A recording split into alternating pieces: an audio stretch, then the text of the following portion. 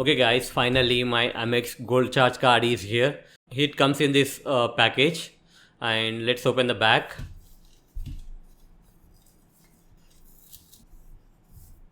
Let's see what we got. First you need to complete and return this form to ICICI Lombard Healthcare.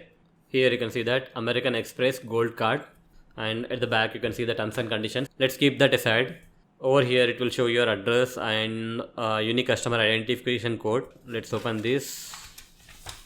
This card has a annual membership fee of first year it will be 1000 plus taxes. From second year onwards it will be 4500 plus taxes. At the back you can see the gold card.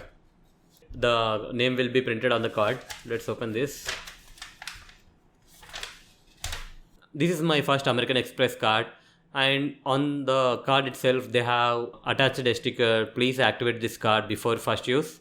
You can activate using the American Express website, and the back of the American Express card looks like this, and the front of the card looks like this with your name and your card number, and you can see the member since.